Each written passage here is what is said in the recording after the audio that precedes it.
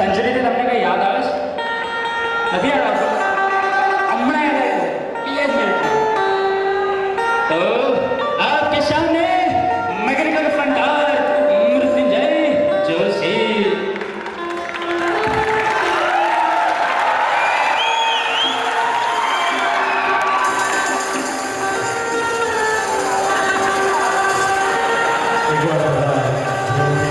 ગણપતિ બાપા, ગણપતિ બાપા. સાધુ માનવ મહેરામણ આયા મારી સામે જોઈને બહુ આનંદ થાય છે. આગળની ખુરશીમાં બેઠેલા છે, પાછળ એ બધા બેઠેલા છે, અમુક લોકો બાલ્કની સીટમાં પણ બેઠેલા છે.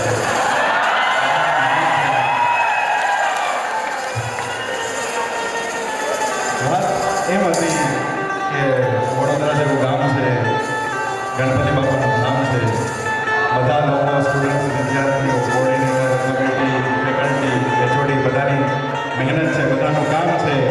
એવા ગણપતિ બાપાના ધામમાં આજે તમે બધા આવ્યા, તમારો બધાનો ખૂબ ખૂબ અભિનંદન. એકવાર તમારા માટે તારીખ ઘોડો બધા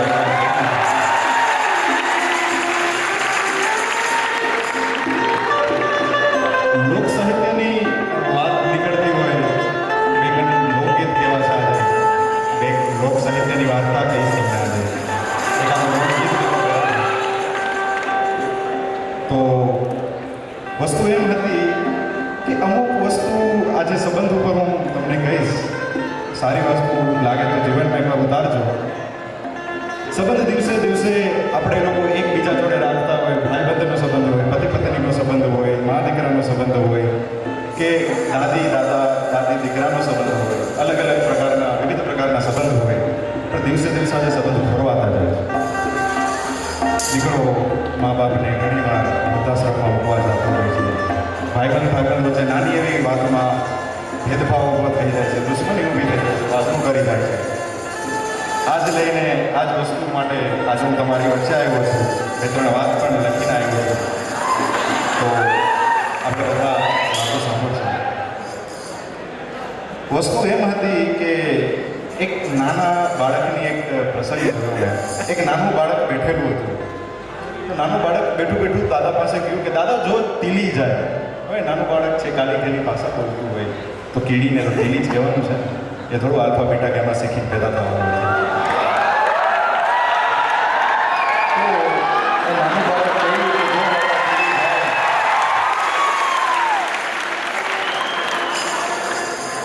તો 70 વર્ષના બાપા 70 વરસાદમાં થતી હાઈલા ગયા એટલી ઉંમરે બાપા બોલ્યા કે ના બેટા જો ભેગો મતોલો જાય છે. હવે બાપા તો તોતડું બોલ્યા, પણ એનો મતલબ એમ તો નહોતો કે બાપા તોતડા હતા. તો બાપા તોતડું બોલ્યા કારણ કે તોતડું બોલશે તો છોકરાને થોડીક વધારે મજા આવશે, એને એના જેવું એના ભેગું છે એનો આભાસ થશે. જ્યારે આપણે એકબીજાની સાથે આપણા મન મોટાવ, આપણું એક સ્ટેટસ ભૂલીને એકબીજા જોડે રહીએ ને, ત્યારે જ સંબંધની ઓરિજિનલ મજા છે. ભલામણ એના સિવાય સંબંધ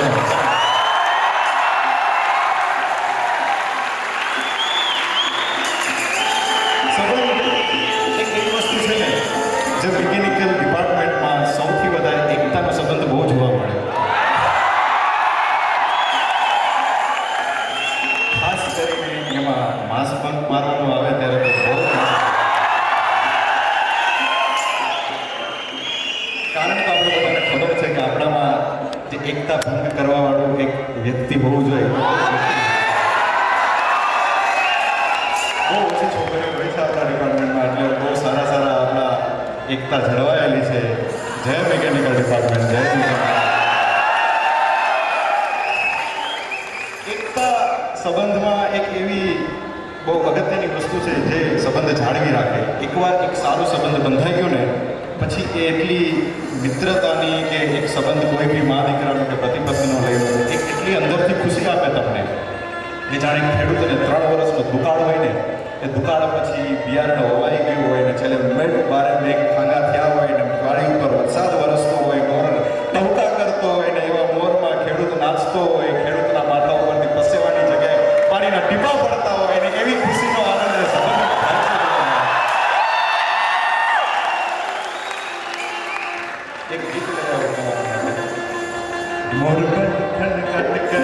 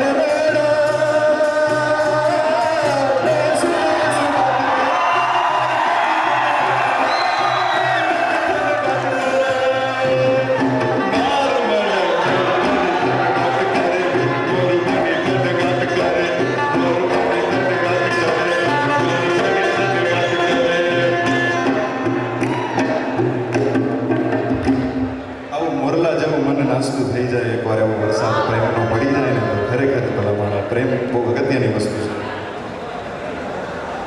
ઘણીવાર હમણાં ન્યૂઝમાં જોતા હોય અમુક વસ્તુ આપણે રોજ માણતા હોય જોઈ હશે. આજની અમુક વસ્તુ તમારી ભાષામાં કહે તો કરંટ અફેર્સ એક નાનકડી વસ્તુ લખીને આવ્યો છો તમારા માટે. પસંદ પડે તો તાલીઓથી વધાવજો. લખ્યું છે કે 6S જેવો ફોન હોય પણ મોબાઈલમાં ખાલી 2G ડેટા હોય.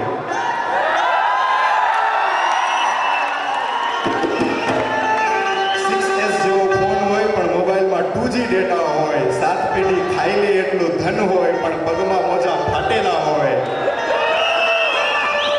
ઘરમાં મોટું ટીવી LCD હોય પણ મેચ જોવા પાનના ગલે બેઠો હોય. મેચ જોવા પાનના ગલે બેઠો પર એક વાત યાદ આવી. ક્રિકેટનો મેચ હોય, બેડમિન્ટનનો હમણાં આપણી બેનો દીકરી ઓલિમ્પિકમાં મેડલ જીતી આવી ઘણી છે એની માતાઓને. મેચ ચાલતો હોય ને એ દરમિયાન અને મેચ ચાલતો હોય એના પછી એક નાનકડી વસ્તુ માર્ક કરજો. એકવાર પાનના ગલે ચાલ્યા જાજો. પાનના ગલે જઈને આખું ક્રિકેટ કમિટી, ભાવિ સિલેક્શન બોર્ડ, BCCI બધા પાનના ગલે જ ઉભા હોય. આખો દિવસ જે મેચ રમાયો હોય, વર્લ્ડ કપ રમાયો હોય, ત્યાં જઈને ઉભા ઉભા બોલતા કે આજે સચિનની સેન્ચુરી ના થઈને એમાં ફ્રન્ટ ફૂટનો વાંધો હતો હોય. હરભજનની બોલિંગમાં જે સ્પિન ખાતા જ નતા, આગળ આંગળી પકડતા જ ના આવી એને. વાત જાણે એમ કરતા હોય કે પોતે 20 વર્ષથી ક્રિકેટ રમીને બેઠા હોય. એને 500 કિલોમીટરથી દૂર સાંધો મળી જતો હોય અને 5 ઇંચથી નહીં દેખાતો હોય ક્રિકેટરને.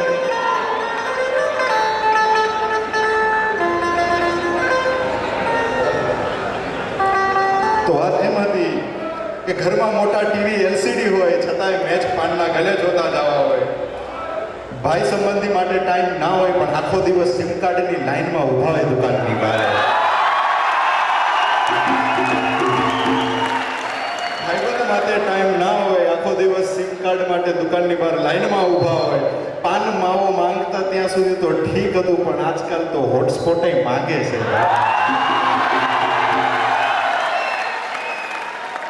હોટસ્પોટ માંગતા હોય ને એટલે ડેટા પેક કરાયું ના હોય, કાં તો 2G હોય, કાં કોકનું સારું 4G વાપરતા હોય. સારું 4Gમાં સમજી જાય બધા. આપણે નામ નહીં લેવું કોઈ કંપનીનું, પણ છોકરાઓને સારું 4G મળે તો કરશે શું? 2-5 મેસેજ કરશે, કારણ કે ક્લાસમાં તો કોઈ છે નહીં વાત કરવા માટે. મેસેજ જ કરવાના. 2-3 મેસેજ કરશે. ક્લાસમાં પાછળથી સર ટીચરોના ફોટા પાડ્યા છે તો એ વોટ્સએપમાં મોકલશે, અપલોડ કરશે અને કાં ફેસબુકમાં એકબીજા ઉપર કમેન્ટ મારશે. પણ છોકરીમાં આવું અલગ હોય. સવારના ઉઠશે, બ્રશ કેવું કાંઈ તો કલ્ચરમાંથી નીકળી ગયું. પહેલાં તો મોબાઈલ હાથમાં લેશે. મોબાઈલ હાથમાં લઈ સ્નેપચેટ ખોલશે.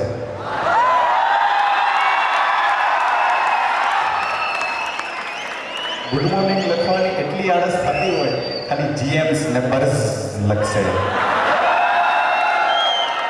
એમાં પણ જેટલા Z હોય ને એટલું સમજી જાઓ કેટલા ભાઈબંધને સ્નેપ મોકલો છે.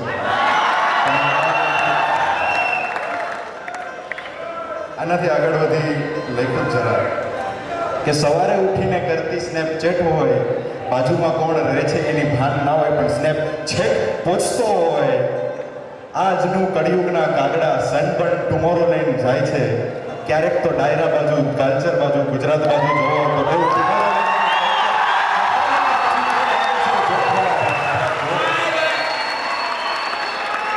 એ ટુમોરોલેન્ડનું કલ્ચર પાછું મધરલેન્ડ આવી જશે.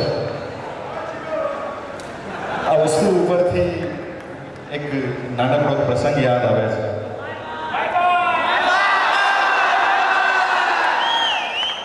એક નાનકડો પ્રસંગ લઈને આવ્યો છું, સંબંધ ઉપર છે. પ્રમુખ સ્વામી મહારાજ દેવ સમાન ભગવાન માણસ હતા. પ્રમુખ સ્વામી મહારાજને હું બચપનથી સાંભળતો આવ્યો છું. બહુ દુઃખ થયું હમણાં સાંભળ્યું મેં. પણ એની એક વાત મને બહુ ગમી. મેં મારા જીવનમાં ઉતારી લીધી, ઘર કરી લીધી, લખી લીધી, ગાંઠ બાંધી લીધી. થાય તો જીવનમાં તમે પણ ઉતારજો. એને એક પ્રવચનમાં એવું કીધેલું કે મુંબઈમાં એક નગર શેઠ હતા. જૂના જમાનાની વાત હતી. નગર શેઠ એટલે જે ગામમાં ધનિક વ્યક્તિ હોય એ રાજાને પણ કાંઈ જોતું હોય તો તેની ત્યાંથી કોઈ મહેમાન આવ્યો હોય તો ગાડલા ગોદલા પણ નગર શેઠના ઘરેથી આવતા હોય જમાનામાં. ખાવાનું કાંઈ ધાન ખૂટતું હોય તો ત્યાંથી આવતું, દૂધ ખૂટતું હોય તો નગર શેઠની ગાયો આવતી હોય. એ નગર શેઠ 7-8 પેઢીથી પૈસાદાર પાર્ટી આપણી ભાષામાં કહે તો એવા નગર શેઠ ગણપતિ બાપાના બહુ મોટા ભક્ત હતા. દર વખતે ગણેશ ચતુર્થી ઉપર ગણપતિ બાપા ઘરે આવતા, પૂજા આરાધના થતી, યજ્ઞ થતો. આપણી કોલેજમાં થાય એવું છે, એનાથી પણ વિશેષ કરતા હશે નગર શેઠ છે. તો એ નગર શેઠને રાતના સૂતા હતા. તો રાતના સૂતા ગણપતિ બાપા એના સપનામાં જાય છે. ગણપતિ બાપાને જોઈને નગર શેઠ ખુશ થાય છે, નમન કરે છે. સપનાનો જ કિસ્સો છે. સપનામાં ગણપતિ બાપાને નમન કરે છે અને નગર શેઠ ગણપતિ બાપાને કહે છે કે તમે અમારા સપને આવ્યા, જીવન તમારું અહીંયા ધન્ય થઈ ગયું છે. તમે ભગવાન મારા સપનામાં કેવી રીતના? આશ્ચર્ય થાય છે, પૂછે છે. તો ગણપતિ બાપા ત્યારે એને જવાબ આપે છે કે નગર શેઠ, તમે બહુ ભક્તિ કરી છે મારી, બહુ આરાધના પૂજા, બહુ ભક્તિ કરી છે તમારી. એક ટાઈમ તમે એવો નહીં કર્યો હોય કે તમે મારી આરતી ચૂકી ગયા હશો કે મને તાળ ધરવાનું ભૂલી ગયા હશો, એવું કોઈની ભય નથી નગર શેઠ. તમારી ભક્તિને પ્રસન્ન થઈને આજે તમારા સપને આવ્યો છું. એક નાનકડી વાત કેવી છે મારે તમને, સાંભળીને તમને થોડો ધક્કો લાગશે. નગર શેઠ પહેલાં કાંઈ વાંધો નહીં ગણપતિ બાપા, તમે જે કહેશો એ સારું હશે, તમે જે કહેશો અમને સ્વીકાર છે. નગર શેઠે વાત સાચી ગણપતિ બાપાને. ગણપતિ બાપાએ કીધું કે ટૂંક સમયમાં તમારો દસકો બદલાઈ જશે. દસકો મતલબ કે તમારો સમય બદલાઈ જશે. આ ધન ધાન્ય ગૌધન જે બી તમારા પાસે રૂપિયો છે, ગાડી છે, બંગલા છે, આ બધું ચાલ્યું જશે એક દિવસ તમે રોડ પર બેઠા એક ભિક્ષુકની સમાન પડ્યા રહેશો. નગર શેઠને જાણીને બહુ ધક્કો લાગ્યો. નગર શેઠે કીધું કશું વાંધો નહીં ભગવાન, તમારી જે ઈચ્છા હશે એ મને માન્ય છે. તમે જે કહેશો એ મારા સારા માટે હશે. એ હંમેશા ભગવાનની ભક્તિમાં હું ક્યારેય ગમે તેવો દિવસ હશે મારો તમારી ભક્તિમાં વચૂક રહીશ. તમારી ભક્તિ મારાથી ચૂકાશે નહીં. મારી ભક્તિમાં કોઈ વાંધો નહીં આવે ભગવાન. ભગવાને કીધું આટલી ભક્તિ કઈ રીતે? તો છેલ્લે તેનું હું એક વરદાન આપતો જાઉં છું કે કોઈ પણ એક વસ્તુ માંગ, તારે જે માંગ્યું એ વસ્તુ માંગ. હું આજે તારી ગમે તે વસ્તુ તું માંગીશ હું પૂરી કરીશ. તારે જે વસ્તુ માંગ્યું એ માંગ. આજે હું તારી માટે સાક્ષાત આવીને તારી વસ્તુ પૂરી કરી દઈશ. તું માંગ, આજે તારે જે માંગવું એ. નગર શેઠ ભગવાન કહે છે કે ભગવાન અત્યારે તો હું સૂતો છું, મારા ઘર પરિવારને સૂતા હશે, મારે તો કેટલા દાડા કાઢવાના, વધીને 2-3 વર્ષ રહીશ. મારી બીમારીના લીધે હૃદયનો રોગ હતો નગર શેઠને, તો મને તો કાંઈ બહુ કાઢવા નથી દિવસો. મારા પરિવારને સવારમાં ઉઠીને અગર તમે કહેતા હોય તો હું પૂછીને કહું ખરા તમને. તો ગણપતિ બાપા એની વાત સાંભળીને કીધું કાંઈ વાંધો નહીં નગર શેઠ, તમે મારે વરદાન તમને આપવાનું જ છે. મેં તમને વરદાન આપવાનું કીધું છે, હું તમને આપીશ, એમાં કાંઈ સંકોચ નથી. પણ તમે તમારા પરિવારને પૂછી લો, પછી કાલે રાતના હું પાછો તમારા સપનામાં આવીશ, પછી તમે જે માગો એ માગી લેજો. બીજે દિવસે નગર શેઠ ઉઠે છે. રોજની નિત્યક્રમ પ્રમાણે સવારના પૂરમાં ગણપતિ બાપાની આરતી થાય છે. આરતી થયા પછી પ્રસાદ લગાય છે. પ્રસાદ આખા ઘર બેસીને ખાય છે. પ્રસાદ ખાધા પછી નગર શેઠ બધા પરિવારને બોલાવીને એને કહે છે કે ભગવાન મારા સપને આવ્યા અને કીધું કે આપણો દસકો બદલાઈ જશે, ધન ધાન્ય બધું ચાલ્યું જશે, કાંઈ રહેશે નહીં આપણી પાસે. નગર શેઠ બહુ દુઃખી હતા અને સાંભળીને ઘરના પણ ઓબ્વિયસલી આપણી જેમ આપણે જોઈએ તો આપણે દુઃખી થઈ જાય. કોઈ આવી રીતના કહે કે તમને ડિટેન કરવામાં આવશે કાલે, તો આપણે બહુ દુઃખ લાગે ખરેખર. નગર શેઠના ઘરના બધા દુઃખી થઈ ગયા. બધાને એવો જ ધક્કો લાગ્યો જેમ આપણને અટેન્ડન્સ લાગે એની જેવું લાગે. તો નગર શેઠે પૂછ્યું કે ભગવાને પણ એક વસ્તુ સારી કીધી કે તમારે જે માંગવું હોય ને એ માંગી લેજો, તમને જે માંગશો ને હું આપી દઈશ. તો ઘરના બધા થોડીક વાર વિચારીને ઘરના દીકરાએ કીધું કે માંગવું જ હોય ને પપ્પા તો એવું માંગી લ્યો કે આપણે ગાડીને બંગલા માંગી લ્યો ને તો આપણે વાંધો ના. તો અધૂરામાં પૂરું. એ નગર શેઠની વહુ હતી, પુત્રવધુ, એ બોલી કે બાપુજી માંગતા જ હોય ને તો 5-6 વીઘા વાડી માંગી લ્યો ને તો ખેતી કરીને આપણું ગુજરાતી નીકળી જાય, તો કાંઈક તો કમાય. વહુ કહેવાનું. દીકરીએ એવું માંગ્યું કે પપ્પા એવું માંગતા જ હોય તો મારા લગ્નનું ક્યાંક મંગાવી લો ને તો મારું ક્યાંક સેટિંગ થઈ જાય. દીકરી રીતના માંગી.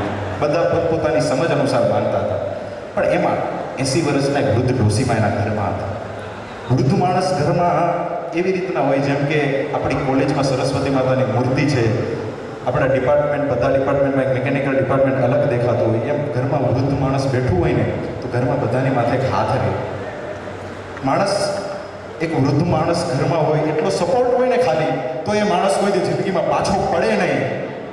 કોઈ બી માણસને નાનકડો માણસ હોય એક કોઈ પાર્ટીનો કાર્યકર્તા હોય એની પાછળ કોઈ ચીફ મિનિસ્ટરનો હાથ હોય તો એ એટલી ઠેકડા મારતો હોય એટલા ઠેકડા મારતો હોય કે વાંદરો એની પાસે નીચું પડતો હોય એટલા ઠેકડા મારતો હોય. અને જ્યારે એટલી ખબર હોય કે મારી પાછળ ગણપતિ બાપાનો હાથ છે એ માણસ કોઈ દી જિંદગી પાછો ના આવે એને કોઈ દી કોઈનું દુઃખ ના લાગે. મનમાં એટલું રાખવું કે ગણપતિ બાપા તમારી પાછળ બેઠા છે. તો વાત એમ હતી કે એ